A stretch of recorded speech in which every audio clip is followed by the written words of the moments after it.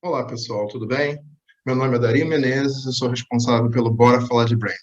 E hoje, numa edição especial, nós vamos conversar com David Aaker, dono, CEO da Profit, uma grande consultoria de marca e também um estudioso, autor de vários livros, e também professor emérito da Berkeley.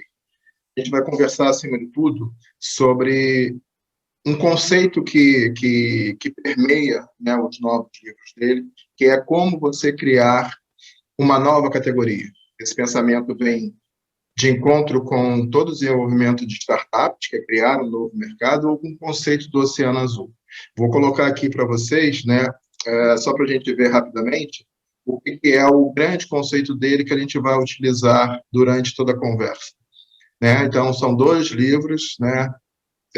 Acima de tudo, o primeiro, Only Way to Grow Nowadays is How to Own a Game Change Subcategories. Então, ele vai explicar isso. E o outro, acima de tudo, a gente está falando sobre Creating Signature Stores. Tem um pouco a ver com storytelling, tem a ver com construção de marca, pilar, coerência. Então, só para parar aqui o stop share, voltando. Então, em 2 minutos, eu estou colocando aqui para dentro para conversar com a gente nessa edição especial, essa mega oportunidade de conversar com o Mr. David Aaker. Enquanto isso, se você está curtindo, por favor, clica aqui embaixo, dá o seu ok, o seu joinha, compartilha com os amigos, porque, acima de tudo, a grande missão do Bora Falar de Branding é conseguir levar para o nosso público, que é formado, na sua maioria, por estudantes de MBA das principais escolas de negócio do país, levar conhecimentos atuais, relevantes e contemporâneos sobre o estudo de gestão de marca, gestão da reputação. Então, compartilha com todo mundo que você entender que faz sentido, né?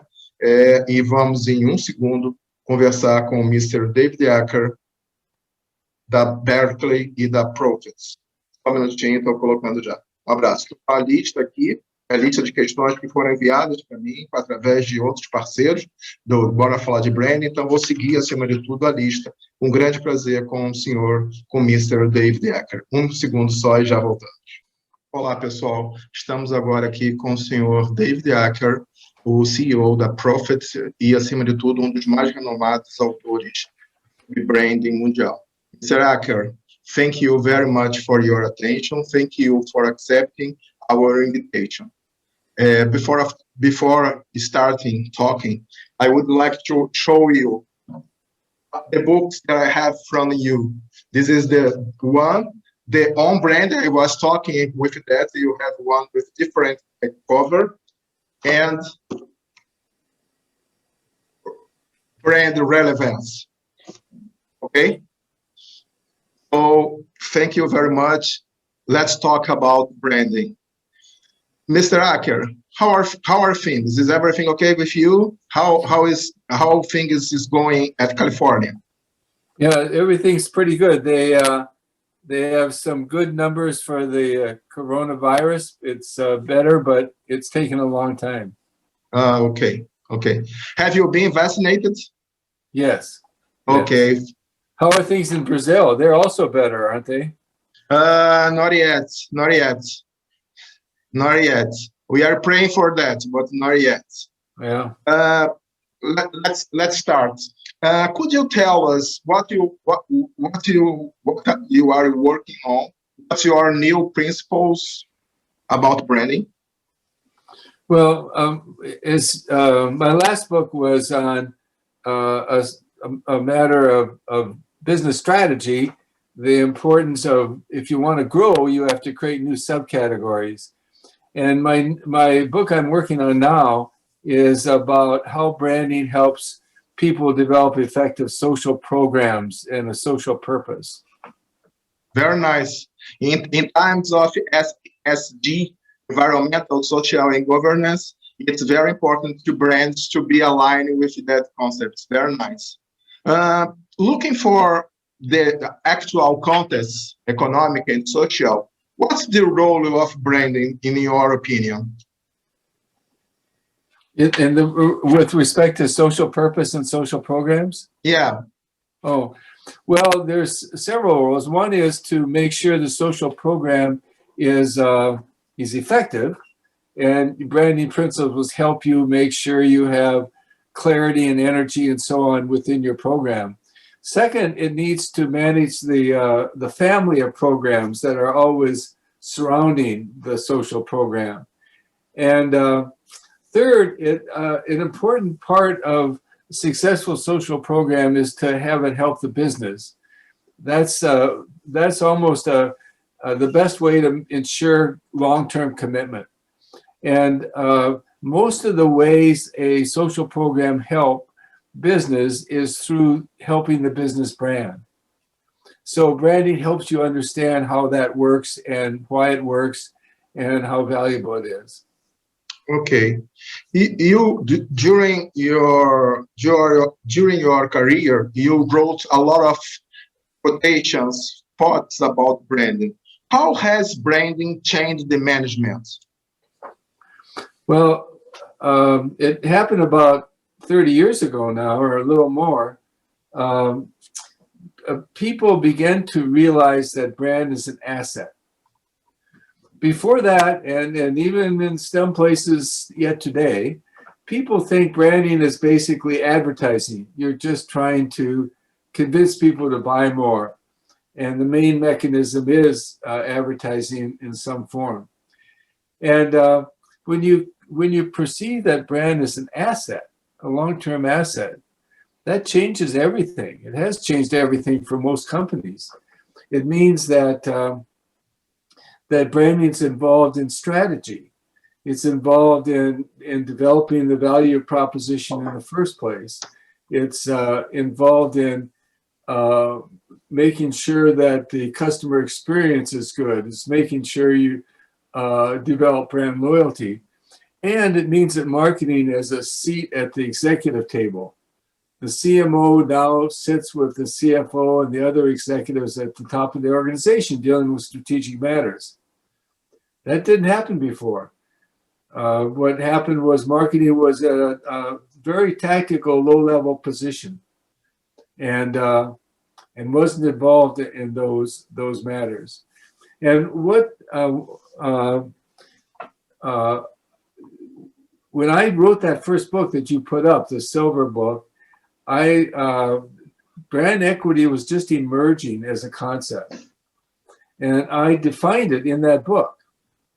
And one of the elements of my definition was branding is not just awareness or visibility and image, brand image. It's also brand loyalty.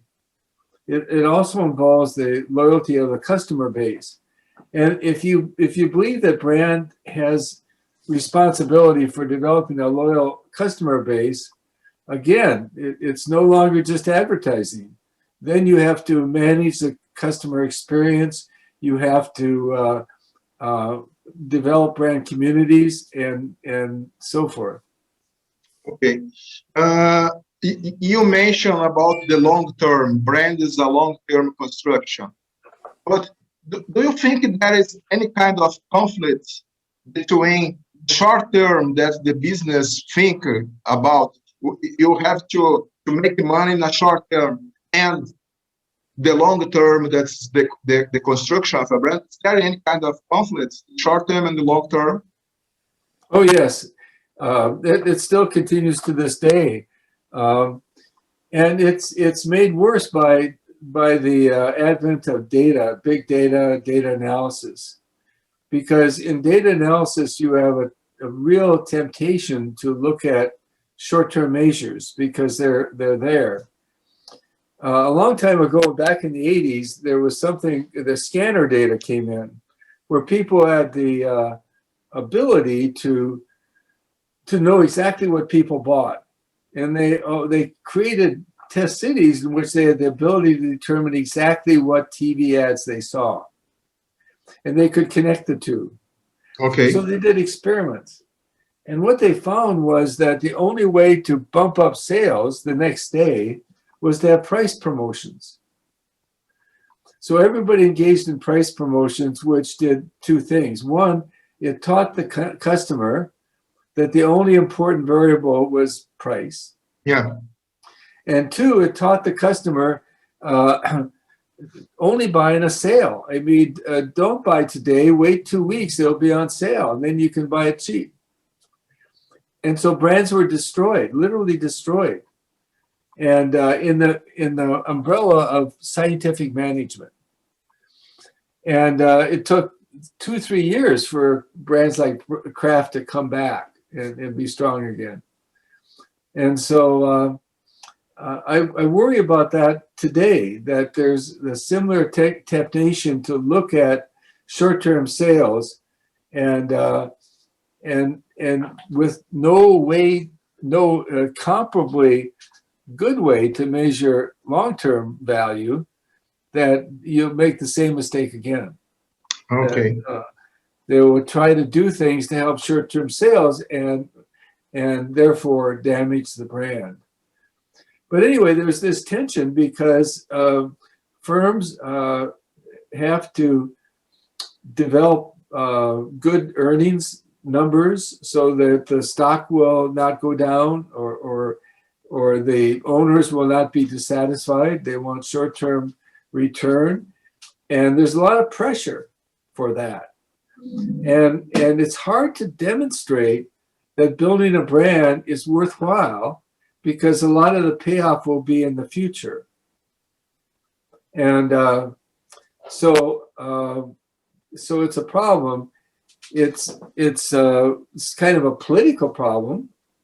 You have the CFO and the shareholders wanting short-term results. Yeah. And it's also a measurement problem because we have to be confident that our brand vision is going to, in the end of the day, pay off. Okay. Could you show us the blue book? The cover of the blue book. Oh yeah, this one?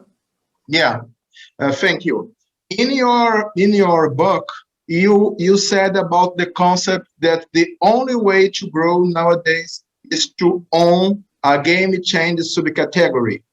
Can you tell us about this concept and, if possible, one example of that?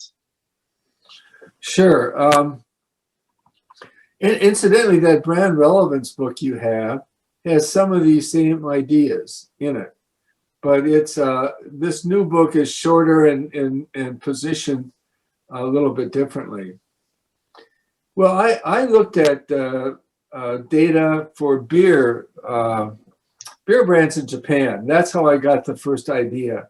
And I found over 25 years, there was almost no change in market share trajectories, except when you had new subcategories being formed, which happened about 4 or 5 times.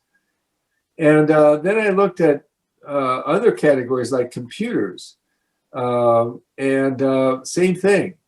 The only time there was a burst of growth was when there was a new subcategory formed.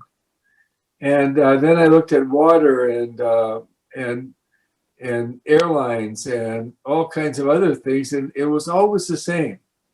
So I really concluded that actually the only way to grow, with just a few exceptions, you have to create a whole new subcategory, and then you win because your competitors are not relevant. You don't win because my brand is better than your brand. You win because your brand is relevant and they are not considered because they don't make this new subcategory, which is defined by what I call some must-haves, some dimensions that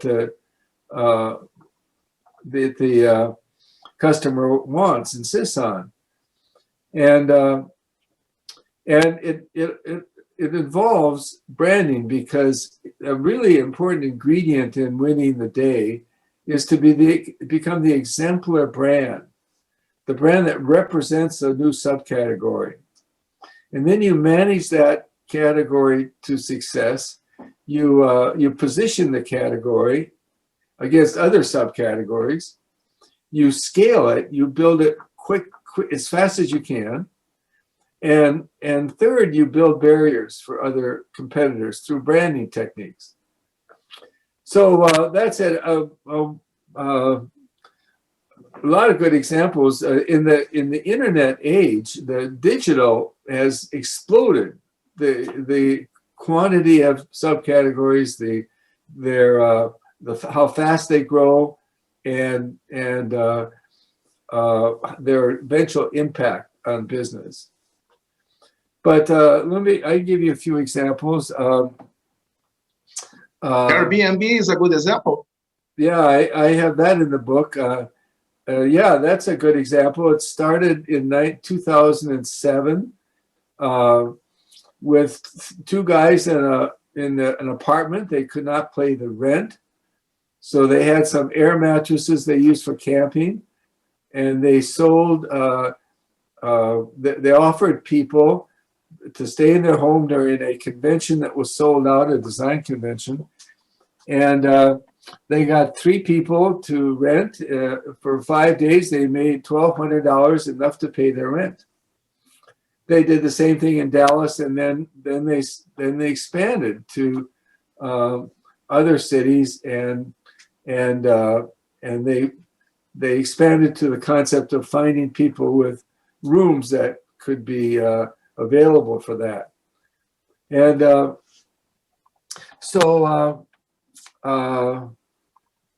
and during the course of the next 10 or 12 years, I mean, now they're worth $35 billion in 13 years. That's growth. But in the process, they've added things to their service. They've gotten better and better and better. So it's been kind of a moving target. But now these hosts that sign up to be part of Airbnb have a lot of must-haves that connect them. They get a lot of support from Airbnb and helping them create websites and helping them manage this business. They have a ability to rate guests and rate hosts, so that host doesn't have to be fearful that the guest will tear down this place, because they'll have information on them. And the same goes for guests. Don't have to be fearful by going into a strange home, because there's information on it. They've now started the experience, Airbnb experience, where a host can create an experience, taking people camping or canoeing or shopping or something, and you earn more money and make the guest experience so much better and different than staying in a hotel. And that's an example. Another I talk in the book is Dollar Shave Club, and this guy put out a 3-minute video that described his service, which was to get razor blades through the mail, so he didn't have to go to the pharmacy to buy razor blades. It's cheaper, it's much more convenient, and he was the only guy doing that. So in this video that he showed was very funny, very irreverent. He attacked the big guys like Gillette, and he got 12,000 subscribers to his service in 48 hours, 2 days. And that got him started. And he's maintained that kind of brand personality, very outrageous, very funny, and so forth, which is likable, especially if you're a younger person. And he sold that business in 4 years for $1 billion. Wow, 4 years. 4 years, $1 billion. Unilever bought it. Huge amount of money. So that's growth, isn't it? And that really sort of Airbnb and Dollar Shave Club really I also talk about Salesforce.com, which is the B2B business. And they started in 1999. They're worth now something like $85 billion or something. And they created cloud computing services. And that was a whole new subcategory that they had to establish. They had to position it. They had to scale it. They had to build barriers, and that's an enormous success. So it can be done both in B2B and B2C situations. Okay, I was thinking here, as I said, I did not read this blue book yet, but do you think there is any kind of similarity between your proposal of the subcategory with the concepts of the blue ocean? Is there any kind of a similarity? In a good way, of course. In a good way, of course. I'm afraid my ideas on relevance and subcategories has not received as much attention as I would like because of Blue Ocean. Blue Ocean kind of was just brilliant. They sort of captured this whole area, and you're quite right. There's a lot of overlap, but there's some big differences though. Blue Ocean talks about establishing new categories. Okay. That's really hard to do. They talk about Cirque du Soleil, right? But the real payoff for every new category, there's 15 opportunities to create subcategories. And it's much more feasible to create subcategories than it is categories. Second, clear. They never mentioned branding. Yes. I don't think you look in the index of Blue Ocean, I bet you don't even find the word branding under B. Yeah. There's nothing to do with branding. But I think branding is critical to creating a new subcategory because, again, you have to position and the new subcategory and make sure it wins the battle against other subcategories. Two, you've got to scale that thing really fast because you don't have much time. And that's a branding job. And you have to use social media. You have to do other things that branding people are used to. And the third, you have to build barriers. And you can do that by branding the innovation. It's another branding thing. You do that by creating a customer base. That's another branding operation. Because if you have a large customer base, it's very unattractive for another competitor comes in because he knows the best customers are already taken. And it's going to be expensive to get them, and it's going to be expensive to find the ones that aren't very good. It's a kind of barrier. It's a barrier. It's a kind of barrier. Yeah, and that's branding, isn't it? And it's not, Blue Ocean doesn't think that way. They think if you create the concept, that's enough. Okay. Okay. I'm looking Thank you for the question. That was a great question. Okay. Thank you. Thank you. I'm looking in your background. I'm looking in your shelf, and I see one of your books, newest books, that's creating signature stores. That's one of your newest books.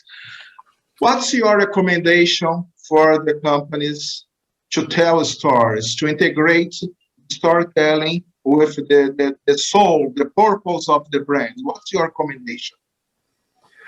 Well, I believe, and there's hundreds of academic studies to prove this, that if you want to change somebody's perception, if you want to gain awareness, if you want to do any communication task, if you tell the audience some descriptions of your offering, descriptions of your company, some facts that is so impressive, it doesn't work. They don't listen. They ignore you. If they do see you, they'll counter-argue. They'll be skeptical. They say, oh, yeah, he's just trying to sell me something. And they'll forget. And they certainly won't tell anybody else about it unless they're going to say something bad. It's borderline waste of money when you advertise and communicate in that way. And especially these days with so much information overload and so much media clutter. So media? Sorry, media? Media clutter. Okay. So many TV stations, so much social media options. There's so much everything. That's what I mean. So in this situation, stories work. Stories get attention. Stories distract you from counter-arguing.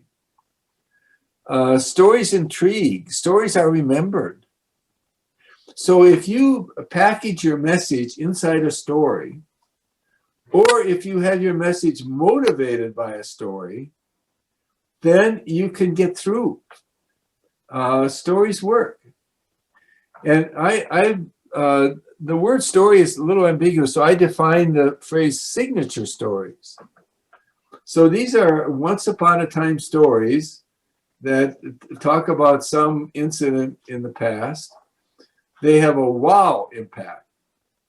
They are so entertaining, so interesting, so intriguing, so informative, so useful that you're going to tell somebody else about it. It's just, you have to share that. It's so good. And it has to have or motivate a strategic message. So, anyway, you know, the Lifebuoy soap has got a program called Help a Child Reach 5, started in India. And the 2 million children die before the age of 5 every year. Oh. Mostly when they're in their first year of life because of water. And so one way you can attack this is to get them to wash their hands better. Now, before a year ago, you and I probably didn't know how to wash our hands, and we didn't do it very often. But we do now. But anyway, the Lifebuoy was going to teach 1 billion people to wash their hands better. They've already done it for 500 million. Anyway, they developed this program to help people wash their hands better. And they showed a video in 3 villages where they applied this program. And these 3 videos have gone viral, 44 million views. 44 million views.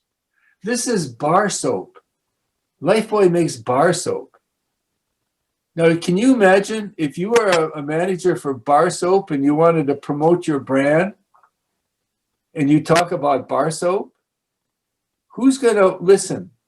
Who's going to remember? Who's going to change their image of you? But this program is given Lifebuoy so much energy, so much credibility, so much visibility, so much liking that it's helped their business too. But the point is that the way they communicated the Help a Child Reach 5 program, and indirectly Lifebuoy, is with stories. The stories of what happened in these villages. And there's a whole bunch of examples in the book about people that have used stories. Barclays, a bank, was in 2012 the least trusted brand in the least trusted industry.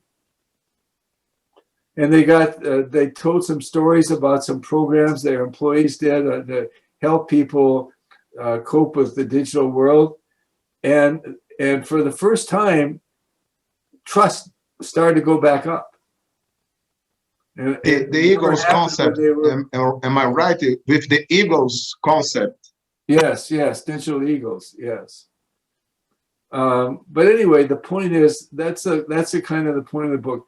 And I've never been more, each year I get more convinced that people need to use stories. Okay. Having said that, it's not easy. It's not easy to find the right story. It's not easy to have the resources to tell it right. And, the digital or the Dollar Shave Club created this amazing video that was so funny, so outrageous. It's not easy to do that. a good store makes the engagement.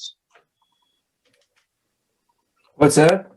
A good store has the power to make engagements. A real and good store makes the engagement of the people with the brand. But Good story. yeah, Yeah, yeah. okay.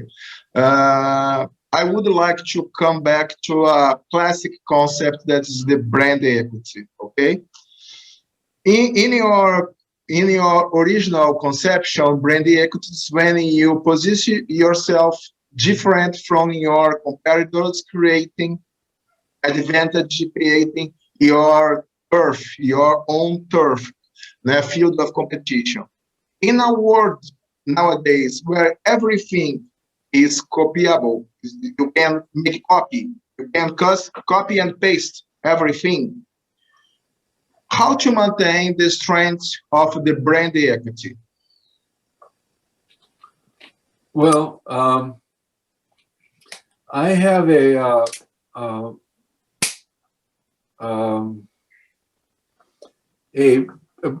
basically the way I advise people to manage their brand is to create a brand identity. I now call it brand vision, but it's what you want your brand to stand for, and what I believe is this should be multidimensional. It's just not one thought. It's not a 3-word phrase. It's 8 or 10 or 12 dimensions. I think those dimensions should be prioritized. The 3 or 4 most important should be recognized. And I think that these dimensions should not preset for everybody. Every brand should identify dimensions that's right for them. And so those are the principles. And within those dimensions, there should be some that are differentiating, and there should be some that are really compelling. There should be some that refute any reason not to buy. And one of the ways you can make it differentiated is to brand your innovation. Because if you brand your innovation and they copy it, you still own the brand. And so you will still be the authentic one. You'll still be the one with the most credibility. You'll still be the one that can evolve that innovation and make it a moving target. Okay, you are the leader and not the follower. Okay. Well, I don't know. I think you can be a follower too. In fact, most of the major people that have created new subcategories, created successful businesses, were not the first ones. Okay. They were often the first ones to get it right, the first ones to gain a big surge of sales, but they're almost never the absolute first ones. You take Apple's iPad, for example. Microsoft had the iPad 2 years before they did. If you look at iPod, Sony had an iPod 2 years before they did. And you look at Diet Coke, there was Diet Colas out there for 10 years before. So the leading brand is very rarely the first brand. Okay. There is one question that I always hear in my classes. It's between the branding for brick and mortar for traditional companies and brand for digital companies. In my opinion, there's no difference. It's just one concept, brand concept, and the difference will be the tools that you will use for traditional companies and the tools that you use for digital companies. But the concept is the same for both companies. Do you agree with me? Am I right? Yeah, I agree with you. I think you are right. But having said that, there's still a lot of differences in terms of the way you communicate the brand, the way you relate to customers, and so forth. So things like websites become much more important. That doesn't mean that there's any difference in the fundamental process or concepts, but it does mean the way you implement them is different. Okay. We are going to the end of our meeting, and before the ending, thank you again very much. In your opinion, is there any difference or synergy between branding management and reputation management? Is there any kind of synergy between branding and reputation management?